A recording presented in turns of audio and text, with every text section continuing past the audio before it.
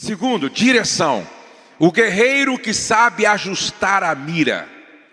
Mesmo com flecha pronta, se o guerreiro mirar mal, ela errará o alvo. Direção na paternidade é dar instrução clara, valores sólidos e limites coerentes. Mas terceiro, força, que eu quero parar um pouquinho mais adiante. O guerreiro que sustenta o arco, presta atenção. O guerreiro que sustenta o arco. Uma flecha bem feita e bem direcionada ainda precisa de força para ser lançada. No contexto da paternidade, força é resistência emocional. Pais frágeis emocionalmente não conseguem treinar filhos para a guerra. Perseverança espiritual. E agora eu gostaria, Douglas, de parar um pouquinho aqui. Força e coragem moral. Eis a razão por que Davi não conseguiu ter sucesso na preparação das suas flechas, no lançamento das suas flechas, e também ele não conseguiu que suas flechas atingissem um alvo que glorificasse a Deus. Por quê? Davi não foi feliz como guerreiro trabalhando com as suas flechas, porque ele perdeu sua força moral adulterando com Betseba. Meu Deus. Isso é sério? Uma vez eu estava com meu pai almoçando, e eu lembro que na ocasião eu estava fazendo um propósito sem internet, sem televisão e tal, e aí ele falou assim para mim, você viu uma notícia que saiu de um pai, um homem que chegou em casa, ele morava no 12º andar, ele chegou em casa e ele começou a brigar com a esposa, discutir com a esposa, e ele ficou tão irado e possesso que ele começou a agredir a esposa. E ele agrediu a esposa de tal ponto que ela desmaiou. E aí ele estava tão transtornado que ele pegou o filho devia ter uns 7, 8 anos de idade assim, pegou o filho no colo e foi para a sacada do prédio, ficou sentado ameaçando pular, com o filho no colo. E aí a reportagem conta que os vizinhos ouviam a voz do menino: pai, não pula, pai, me leva para a mamãe, pai, o que você está fazendo? Não pula, pai, não pula. E passado uns 10 minutos, ele pulou com o filho no colo e os dois morreram lá embaixo. Eu lembro que meu pai contando essa história, naquele restaurante eu ouvi claramente o Espírito Santo falando ao meu coração: toda vez que você cair, os seus filhos estão no seu colo. Toda vez que você pular. Então quando você estiver na beirinha da internet, quando você estiver na beirinha do flerte, quando estiver na beirinha da ilegalidade, ouça a voz dos seus filhos, através do Espírito Santo, dizendo: pai, não pula, pai, não pula, nós estamos tudo no seu colo, pai, não pula, não pula, não pula. Por quê? Porque o contrário é verdadeiro. Toda vez que você ajoelhar e começar a orar, os seus filhos estão no seu colo. Toda vez que você faz um jejum diante do Senhor, os seus filhos estão no seu colo. Toda vez que você vai para a palavra, os seus filhos estão no seu colo. Toda vez que Ele eleva você, os seus filhos estão no seu colo. Se hoje eu estou aqui, é porque eu estou no ombro de alguém que se levantou. Não pula. Porque nós somos guerreiros e há uma responsabilidade nas nossas mãos. Essa coragem moral. Por que tem muita gente que não corrige os filhos? Porque não tem moral. Seus filhos estão vendo a vida que você leva, qual é a sua moral para falar alguma coisa? Por exemplo, uma filha viu o pai assistindo pornografia. Uma outra filha, nós tratamos desse pai. Ela viu no histórico do celular do pai uma busca de pedofilia. A pergunta que fica é: qual é a força moral que esse pai tem para lançar sua flecha? Então preste atenção, visão é importante, força direção é importante, mas não se esqueça de que você precisa de força moral para lançar suas flechas. Mas vamos correr porque tem alguns pontos que eu gostaria de deixar para vocês. Nós já vimos 3 características importantes para o guerreiro: visão, direção e força. Agora, vamos ver 3 qualidades de uma flecha que agora está pronta para ser lançada. A primeira qualidade, gente, é o alinhamento da flecha. Preste atenção, na antiguidade o arqueiro sabia que a qualidade de uma flecha começava na escolha da madeira. As melhores eram retiradas de cana resistente, um tipo de madeira, cipreste, oliveira brava ou outras árvores leves e firmes. Agora, essa peça precisava ser reta, sem nós, rachaduras ou curvaturas. Se uma flecha estivesse torta, não importava visão, direção e força. O arqueiro, do arqueiro ou a precisão da mira, ela desviaria e erraria o alvo. Mas antes, deixa eu explicar algo aqui para vocês. Para alinhar a flecha, o arqueiro pegava a madeira, ou ele mergulhava num líquido quente, ou ele passava ela no fogo para amolecer as fibras da madeira, e ele conseguir um alinhamento assim, extraordinário, para que a flecha atingisse o seu propósito. Muitas vezes, nós queremos alinhar nossas flechas, nossos filhos, não querendo submetê-los ao fogo da disciplina. Sem o fogo da disciplina, não é possível alinhar o caráter das nossas flechas. Se a gente pudesse dizer para você, que palavra resume esse alinhamento? Santidade. Você não foi chamado por Deus para criar um filho rico. Você foi chamado por Deus para moldar um filho santo. Por quê? Porque dinheiro na mão de quem não é santo é juízo de Deus. Quem está entendendo? Você não foi criado para ter um filho famoso, você foi criado para ter um filho santo. Porque fama na vida de um filho que não é reto é juízo de Deus.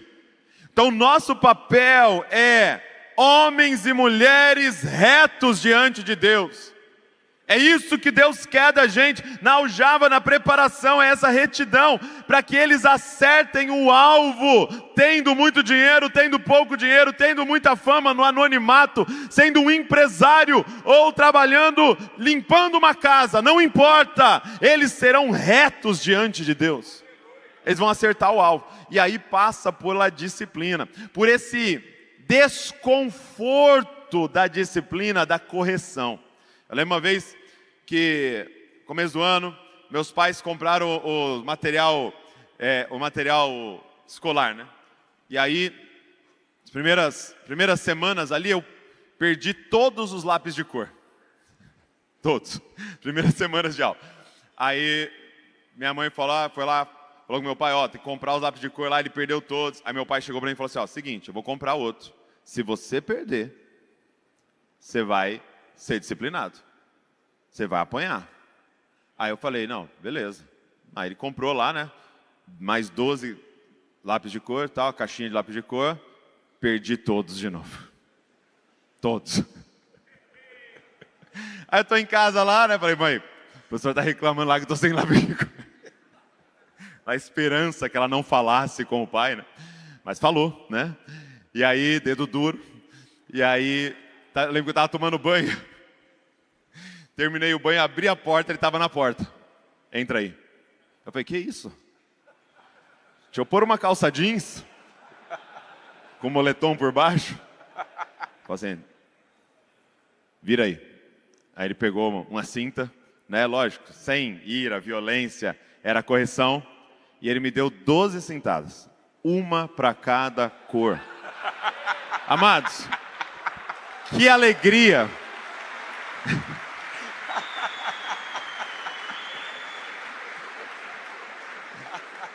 Você não sabe a minha alegria de não ter aquela caixa de 36 cores, sabe? Com amarelo limão, com verde água. Quando eu saí daquele banheiro, eu saí daltônico. Não enxergava mais as cores. Mas se hoje eu não perco as coisas... Mas você entende que um grande problema é que a gente fala e não cumpre? Ó, se você fizer, você vai ser disciplinado, e faz e não tem a disciplina, e eles estão achando que com Deus vai acabar tudo em pizza. Ei, não vai. Deus disse que tem um inferno, e mesmo que alguns pregadores digam que não tem, Ele disse que tem, e não vai acabar tudo em pizza. Ele disse que destruiria o mundo com água, e quem não tivesse dentro da arca morreria. Morreu todo mundo, porque não vai acabar tudo em pizza. E é o nosso papel mostrar isso para os nossos filhos. Na paternidade, alinhar significa moldar o caráter, corrigir desvios e estabelecer princípios antes que se transformem em hábitos enraizados. Quando você lê Jó capítulo 1, verso 1, diz assim, ó: havia um homem na terra de Uz, cujo nome era Jó, homem íntegro e reto. Olha a flecha, íntegro e reto. Então esse alinhamento tem a ver com santidade, integridade, retidão, temente a Deus e que se desvia do mal. E qual é o grande problema? Não resolve você ter visão, direção e força, mas as suas flechas estão com curvatura moral. Olha para Samuel. Não houve, talvez, no Velho Testamento, um profeta com a moral de Samuel para chegar diante do povo e dizer: de quem eu peguei dinheiro e não paguei? A quem eu subornei? Quem negociou comigo para um pecado não ser realmente tratado? Ninguém, todos. Não, você é íntegro, você é reto. É como se estivesse dizendo assim, ó: você tem visão, você tem força. Só que a Bíblia diz que os filhos de Samuel se perderam. Ele não conseguiu alinhar suas flechas. Isso aqui é muito sério. Samuel não conseguiu alinhar suas flechas. Uma flecha desalinhada é o reflexo de uma vida sem direção. Um filho desalinhado é fruto de uma formação sem correção, ou de uma correção tardia. Agora a pergunta é, Douglas, aonde e quando a gente começa a modelagem da flecha? Aonde e quando? Primeiro, olha o que diz a Bíblia em Provérbios 22:6. Ensina o adulto? Não. Ensina o jovem? Não. Ensina o velho? Não. Ensina a criança no caminho em que deve andar, e ainda quando for velho, se desviará dele. Então, primeiro, criança, aí, aonde? Deuteronômio 6, de 4 a 6, diz assim, ó: ouve Israel, o Senhor nosso Deus é o único Senhor, amarás, pois o Senhor teu Deus de todo o teu coração, de toda a tua alma e de toda a tua força. Estas palavras que hoje te ordeno estarão no teu coração, tu as inculcarás a teus filhos, e delas falarás assentado na igreja? Não. Numa escola cristã, coloquei meu filho numa escola batista, e aí você vai transferindo o alinhamento da flecha, a moldagem da flecha. Não, o texto diz assim, ó: falarás assentado em tua casa. Digam comigo, em casa. Em casa. Outra vez, em casa. Em casa. Mais forte, em casa. A nossa casa, Douglas, precisa ser o primeiro centro educacional teológico dos nossos filhos. A nossa casa precisa ser o primeiro templo que os nossos filhos conhecem, aonde Deus é glorificado, reverenciado e a sua palavra obedecida. A nossa casa precisa ser a oficina modeladora do caráter. O pai precisa ser o primeiro pastor com o qual os filhos têm contato. Porque se eu sou ovelha, meu pai é o meu pastor. Ou seja, quando você engravidou sua mulher, Deus ungiu você como pastor de um pequeno rebanho chamado família. Você é o pastor da sua casa. E os seus filhos, suas ovelhas. Então o primeiro pastor que os nossos filhos conhecem é o pai, é o pai. Agora preste atenção. Eu vinha conversando com o Douglas. Um dia, Douglas, uma mulher perguntou assim para mim: Josué, meu filho tem 3 anos. Você acha que eu já devo começar a discipliná-lo? Eu disse: irmã, você já está atrasada 3 anos. Você já ouviu falar na educação intrauterina? Você já ouviu falar? Presta atenção. A partir dos 6 meses na barriga da mãe, a criança ouve tudo, assimila tudo, sente tudo, de certa forma experimenta com a mãe tudo, e ela aprende muito a partir dos 6 meses de idade. Então, escute, a gente começa a modelagem da flechinha a partir do útero da mãe. Deixa eu fazer aqui uma ilustração. Quem é corintiano aqui? Levante a mão, por favor, assim. Tem em todo lugar, Douglas. Quem é palmeirense? Levante a mão aqui. Muito bem. Quem é santista aqui? Levante a mão. Quem é São Paulino? Levante a mão. Ah, bom. Muito bom, muito bom, muito bom. Quem é flamenguista aqui? Muito bem. Você é flamenguista? Você é casado? Você é casado? Então vem aqui. Deixa eu usar uma ilustração com esse flamenguista aqui, ó. Como é que é o seu nome? Marcelo. Qual é o nome da sua esposa? Andréia. Você é flamenguista mesmo assim? De verdade? Muito bem. Marcela. A esposa é Marcela. Andréia e você? Então é Marcelo e Andréia. Marcelo e Andréia. Marcelo e Andréia, Marcelo e Andréia, para mim não esquecer. Olha só. Suponhamos que o Marcelo, ele engravida a Andréia. Certo? Engravida a Andréia. Faz os exames lá, descobre que ela está gerando um menino. E ele é flamenguista. Então ele já diz assim para a esposa, Andréia, nós vamos colocar o nome nele de Zico Júnior Gabigol da Silva. E a partir daí, o Marcelo e a Andréia começam a ministrar Flamengo na barriga, não é na barriga dela, e começa a ministrar. Desde criança, eles assistem tudo do Flamengo, torcem pelo Flamengo, e aí, na casa dele, tudo lembra o Flamengo, a toalha da mesa lembra o Flamengo, a caneca lembra o Flamengo, a televisão só passa Flamengo, e aí no celular só tem Flamengo, a capinha do celular é Flamengo. E ele tem um pôster do Flamengo, quando ele foi campeão, lá no passado, mundial. E aí então, tudo lembra o Flamengo. Aí presta atenção. E ele passa assim, a mão na barriga dela toda noite e fala assim, está nascendo mais um flamenguista, mais um, vai ser Flamengo e tal. Quando chega perto de nascer essa criança, ele enfeita o quarto com tudo do Flamengo. Gente, ele bordou, não é? Aquele emblema do Flamengo no travesseiro do bebê. Ele mandou